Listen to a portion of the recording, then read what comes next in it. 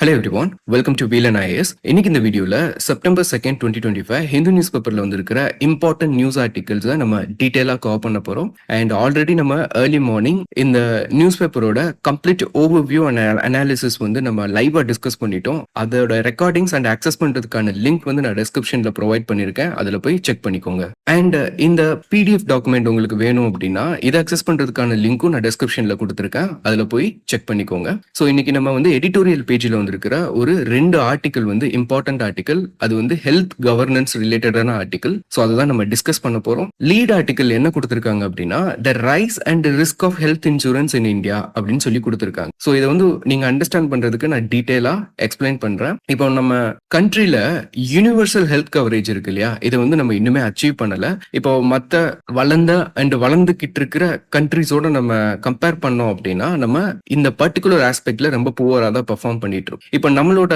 Government இதை achieve பண்றதுக்கு என்ன ஸ்டெப்ஸ் எடுத்திருக்காங்க அப்படின்னு ஒரு கொஸ்டின் கேட்டோம் அப்படின்னா, நம்ம government health insurance scheme coverage increase பண்றது மூலியமா இந்த யூனிவர்சல் ஹெல்த் கவரேஜ் அச்சீவ் பண்ணிடலாம் அப்படின்ற மாதிரி அவங்க ஸ்டெப்ஸ் எடுத்துட்டு இருக்காங்க. இப்ப இந்த மாதிரியான ஹெல்த் இன்சூரன்ஸ் ஸ்கீம் ஆக்சுவலி நம்ம கண்ட்ரிக்கு யூனிவர்சல் ஹெல்த் கேர் அச்சீவ் பண்றதுக்கு ஹெல்ப் பண்ணுதா இல்ல ஆக்சுவலான நீடுல இருந்து நம்மள டைவர்ட் பண்ணுதா அப்படின்ற பெர்ஸ்பெக்டிவ்ல தான் இந்த ஆர்டிகல் டிஸ்கஸ் பண்ணிருக்காங்க. இதை நம்ம டீப்பா பார்க்க போறதுக்கு முன்னாடி ஃபர்ஸ்ட் நமக்கு what is universal health care அப்படின்றது தெரியணும். சோ இதுக்கு இந்த நியூஸ் ஆர்டிகலோட ஆத்தர்ஸ் சிம்பிளான டெஃபினிஷனை ரெஃபர் பண்ணிருக்காங்க. For example, Bhore committee report of 1946ல இதுக்கான சிம்பிள் டெஃபினிஷன் கொடுத்திருக்காங்க.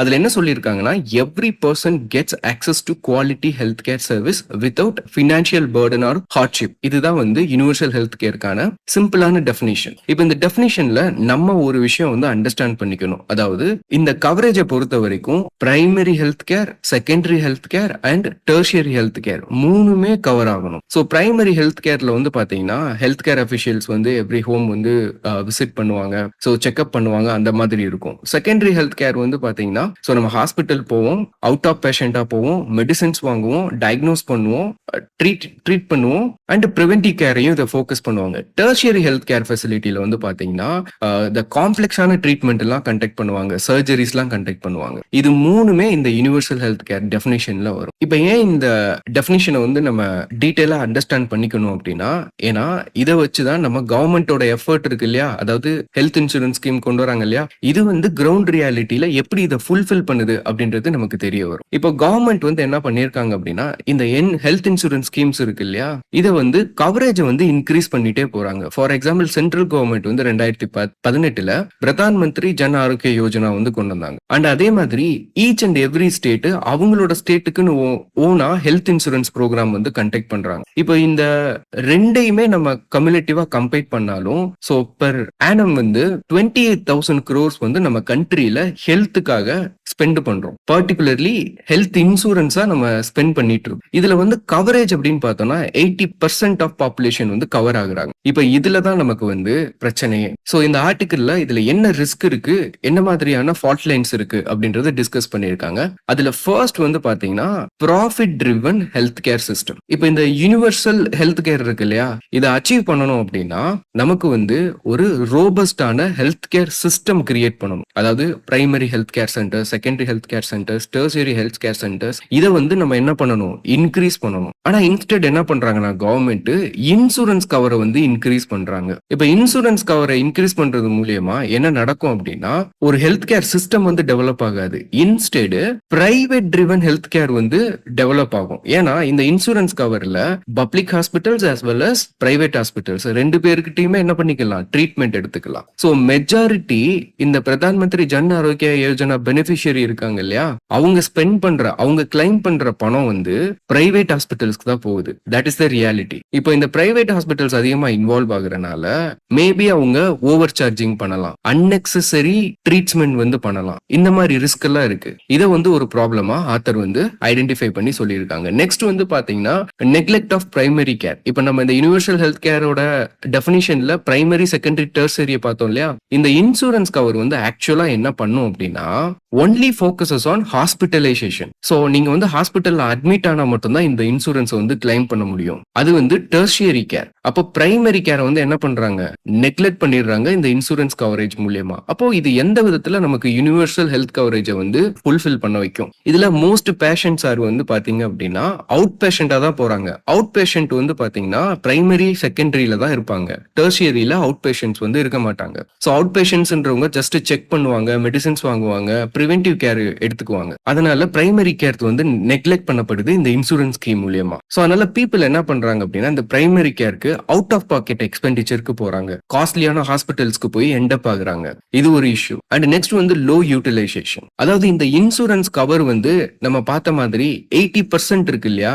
ஆனா என்னதான் 80% வந்து ஒரு மாதிரி நல்ல நம்பரா நமக்கு தெரிஞ்சாலும் இந்த 80%ல இன்சூரன்ஸை கிளைம் பண்றது என்னமோ 35% தான் என்ன பண்றாங்க, அதை ஆக்சுவலா யூஸ் பண்றாங்க. மத்தவங்க எல்லாம் யூஸ் பண்றது இல்ல அந்த கவருக்குள்ள வந்தாலும். அதுக்கு என்ன காரணம்னா அவங்களுக்கு அவேர்னஸ் இல்ல, ப்ராசஸ் வந்து ரொம்ப காம்ப்ளிகேட்டடா இருக்கு. ஹாஸ்பிட்டல் வந்து என்ன பண்றாங்க, பேஷண்ட் வந்து டிஸ்கரேஜ் பண்ணுவாங்க, இன்சூரன்ஸ் கவர் கிளைம் பண்ணாதீங்க அப்படின்னு சொல்லிட்டு. சோ இந்த மாதிரி லோ யூட்டிலைசேஷன் ப்ராப்ளமும் இருக்கு இந்த ஸ்கீம்ஸ்ல. அண்ட் நெக்ஸ்ட் வந்து டிலேடு பேமெண்ட்ஸ். இப்போ ஹாஸ்பிட்டல்ஸ் வந்து மேக்ஸிமம் இந்த கவரேஜை வந்து நம்ம யூட்டிலைஸ் பண்ண வைக்கணும் அப்படின்னா பிரைவேட் ஹாஸ்பிட்டல்ஸ் எல்லாரையும் நம்ம ஃபோக்கஸ் பண்ணணும் இல்லையா? பட் பிரைவேட் ஹாஸ்பிட்டல்ஸ் வந்து இதுல இருந்து என்ன பண்றாங்க, இந்த பர்டிகுலர் ஸ்கீம்ல இருந்து குயிட் ஆகுறாங்க. ஆல்மோஸ்ட் ஒரு 600 பிளஸ் ஹாஸ்பிட்டல்ஸ் வந்து குயிட் ஆயிட்டாங்க. காரணம் வந்து பாத்தீங்கன்னா கவர்மெண்ட் வந்து ஒரு 12,000 crore வந்து இன்னுமே ஃபண்டை வந்து ரிலீஸ் பண்ணாம, அந்த இன்சூரன்ஸ் கவருக்காக ஸ்பெண்ட் பண்ணப்பட்ட ஃபண்டை ரிலீஸ் பண்ணாம வச்சிருக்காங்க. இது எப்படி ஹாஸ்பிட்டல்ஸ்க்கு வந்து என்கரேஜ்மெண்ட் கிடைக்கும்? ஓகே, ஸோ அதனாலேயே அவங்க என்ன பண்றாங்க, இதுல இருந்து குயிட் ஆகுறாங்க. இது போக கரப்ஷன் அண்ட் ஃப்ராட் கிளைம்ஸ் வேற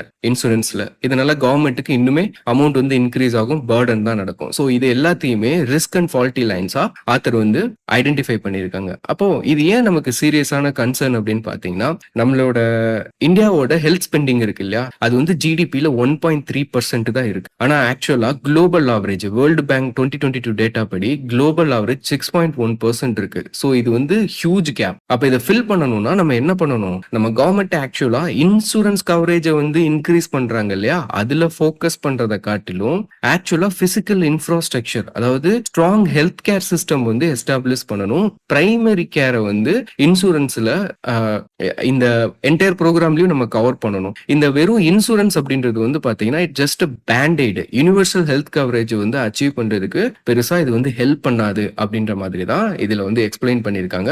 so that's all about this lead article. And next news article வந்து பாத்தீங்கன்னா secondary article, noise pollution is rising but policy is falling அபார்ட்னு கொடுத்திருக்காங்க. இதுவுமே ஹெல்த் அண்ட் கவர்னன்ஸ் இஷ்யூ தான். So very important article. So இப்போ first இதை நம்ம டீடைலா பார்க்க போறதுக்கு முன்னாடி உங்களுக்கு வாட் இஸ் நாய்ஸ் பொல்யூஷன் அப்படின்றது தெரியணும். ஸோ நாய்ஸ் பொல்யூஷன் அப்படின்றது harmful or excessive level of sound that interfere with human health. So இதுதான் நாய்ஸ் பொல்யூஷன். ஸோ இந்த சவுண்ட் வந்து என்ன பண்ணும் அப்படின்னு பாத்தீங்கன்னா நம்மளோட ஸ்லீப் சைக்கிள் இருக்கு இல்லையா, அதை வந்து டிஸ்டர்ப் பண்ணும். அண்ட் ஹைப்பர் டென்ஷனை வந்து கிரியேட் பண்ணும்.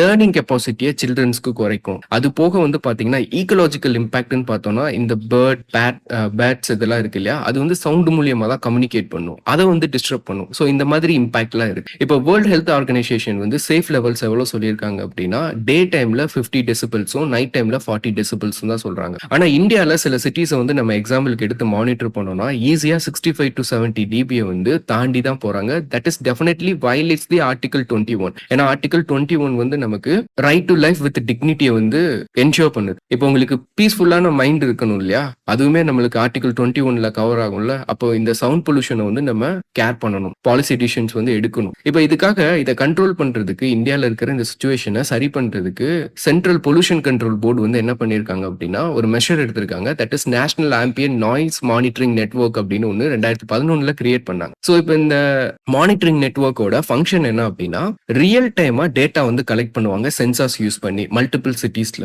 ஸோ நாய்ஸ் பொல்யூஷன் எவ்வளவு இருக்கு அப்படின்றது பாக்குறதுக்காக. பட் இந்த நெட்வொர்க்ல இருந்து கிடைக்கிற டேட்டா வச்சு நம்ம என்ன பண்ணணும், பாலிசி டிசிஷன் எடுக்கணும், அதை வந்து இம்ப்ளிமெண்ட் பண்ணணும். ஆனா அது பண்ணாம நம்ம வெறும் ரெபாசிட்டரியா தான் இதை யூஸ் பண்ணிட்டு இருக்கோம். இதை வச்சு பெருசா டிசிஷன்ஸ் எடுக்கிறது இல்ல, மெஷர்ஸ் வந்து நம்ம எடுக்கிறது இல்ல. இது வந்து ஒரு பிரச்சனையா இருக்கு. அண்ட் இன்னொன்னு வந்து பாத்தீங்கன்னா இதுல யூஸ் பண்றாங்க இல்லையா சென்சார்ஸ், இந்த மானிட்டர் பண்றதுக்கு இந்த சென்சார்ஸ் வந்து 15 அடிக்கு மேல வைக்கிறாங்க. இது வந்து சென்ட்ரல் பொல்யூஷன் கண்ட்ரோல் போர்டோட நார்ம்ஸையே வந்து வயலேட் பண்றதுக்காக தான், வயலேட் பண்ணுது. ஆக்சுவல் டேட்டா வந்து நமக்கு கிடைக்காது. இது ஒரு இஷ்யூவா சொல்லியிருக்காங்க. நெக்ஸ்ட் வந்து இன்னொரு ஒரு ரிலவென்ட் கன்டெக்ஸ்ட் வந்து ப்ரொவைட் பண்ணியிருக்காங்க. அது என்னன்னா யூரோப்பியன் என்விரான்மென்ட் ஏஜென்சி இருக்காங்க இல்லையா? அவங்க வந்து இந்த நாய்ஸ் பொல்யூஷன் மூலியமா ஏற்படுற எக்கனாமிக் லாஸ வந்து மெஷர் பண்ணியிருக்காங்க. அதுல யூரோப்க்கு வந்து 100 பில்லியன் யூரோஸ் வந்து பெர் இயர் லாஸ் ஆகுது அப்படின்ற மாரி சொல்லியிருக்காங்க. அப்ப இந்தியா பொறுத்தவரைக்கும் இந்தியால என்ன மாதிரியான மெஷர்ஸ் எடுத்திருக்காங்க, ஸ்டாண்டர்ட்ஸ் இருக்குன்னு பாத்தீங்க அப்படின்னா, ரெகுலேட்டரி வந்து எஃபெக்டிவால இல்ல அண்ட் ஃபிராக்மென்டடாவும் இருக்கு. இப்ப இதெல்லாம் நம்ம வந்து சரி பண்ணணும். இதுக்கு முன்னாடி வந்து பாத்தீங்கன்னா, நமக்கு தெரிஞ்சுக்க வேண்டிய பெர்ஸ்பெக்டிவ் என்னன்னா, இந்தியால இந்த என்விரான்மென்டல் ஆப்பத்தி வந்து எக்ஸிஸ்ட் ஆயிருக்கு. அதாவது you don't show empathy and sympathy, you simply take no decision and நம்ம வந்து கண்டுக்கிறதே இல்ல. அதுதான் environmental apathy and as well as constitutional neglect. அதாவது ஆர்டிகல் 21 வயலேட் ஆச்சுன்னா that is a sure neglect of the constitutional right. Okay, so நம்ம கண்ட்ரியில இத கண்ட்ரோல் பண்றதுக்கு noise pollution regulation and controls rule 2000 ஒன்னு இருக்கு. இது வந்து ஆக்சுவலா ஒரு ரோபஸ்டான லீகல் ஃப்ரேம் ஒர்க் தான். ஆனா இதை வந்து நம்ம இம்ப்ளிமெண்ட் பண்றது வந்து ரொம்ப வீக்கா தான் இம்ப்ளிமெண்ட் பண்றோம், ஸ்ட்ராங்கா இம்ப்ளிமெண்ட் பண்றது கிடையாது. இதை இம்ப்ளிமெண்ட் பண்ணாலே இந்த நாய்ஸ் பொல்யூஷனோட இஷ்யூவை வந்து நம்மளால கண்ட்ரோல் பண்ண முடியும். ஸோ எதுக்காக வந்து எஃபெக்டிவா இம்ப்ளிமெண்ட் பண்ண மாட்டாங்க அப்படின்னு பாத்தீங்கன்னா, India is a developing country. Okay, இந்த நாய்ஸ் பொல்யூஷன்ல majority of the noise pollution வந்து it is created because of the infrastructure expansion and logistic driven traffic. இப்போ அர்பன் ஏரியால வந்து growth அப்படின்றது முக்கியம், இன்ஃப்ராஸ்ட்ரக்சர் டெவலப் ஆகணும். ஸோ நைட் எல்லாம் வேலை நடக்கும், ட்ரில் போடுவாங்க, பில்டிங் வந்து கன்ஸ்ட்ரக்ட் பண்ணுவாங்க, கிரஷ் பண்ணுவாங்க.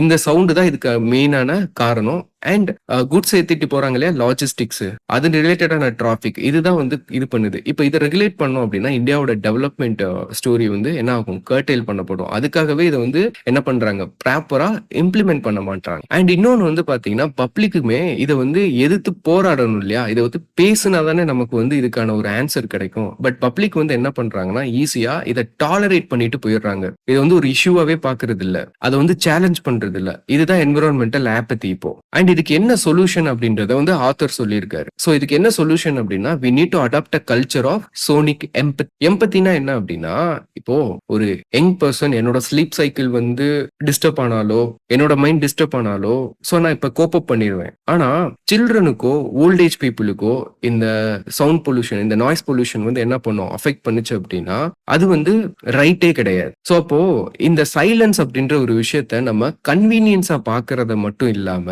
அதை வந்து ஒரு கேரா பார்க்கணும். இந்த மாதிரி இதை வந்து ஒரு கல்ச்சரா நம்ம மாத்தணும் அப்படின்னு சொல்லியிருக்காங்க. அது போக வந்து பாத்தீங்கன்னா, இந்த என்ஜிஓலாம் ஜஸ்ட் தே ஷோவிங் ஸ்லோகன்ஸ் இல்லையா, அதை விட்டுட்டு அவங்க அவேர்னஸ் கேம்பெயின்ஸ் வந்து நடத்தணும், நோ ஹாங்கிங் டேஸ் வந்து ஃபாலோ பண்ணணும் அர்பன் ஏரியால. அண்ட் இன்னொன்னு வந்து அர்பன் பிளானிங்கை பொறுத்த வரைக்கும் அக்கோஸ்டிக் அர்பன் பிளானிங் வந்து கொண்டு வரணும். அதாவது குவைட்டான ஜோன்ஸ் கிரியேட் பண்ணணும், நாய்ஸ் பேரியர்ஸ் வந்து கிரியேட் பண்ணணும், பெட்டர் டிராபிக் ஃப்ளோஸ் வந்து கொண்டு வரணும் அப்படின்னு சொல்லியிருக்காங்க. Okay, so that's all about this news article. So இதோட கண்டெக்ஸ்ட் அண்ட் சிக்னிஃபிகன்ஸ் வந்து புரிஞ்சுக்கோங்க. நம்மளோட மெயின்ஸ் எக்ஸாமுக்கு இந்த 2 ஆர்டிகளும் very very important article. Okay, so அது போக நம்ம டீடைலா பாக்குறதுக்கு பெருசா இம்பார்ட்டன்ட் ஆர்டிகல் எதுவும் இல்ல. ஓகே, சோ ஏதாவது டவுட் இருந்ததுன்னா கமெண்ட் செக்ஷன்ல கமெண்ட் பண்ணுங்க, அதுக்கு நான் ரிப்ளை பண்றேன். ஓகே, தேங்க்ஸ் ஃபார் வாட்சிங் திஸ் வீடியோ கைஸ்.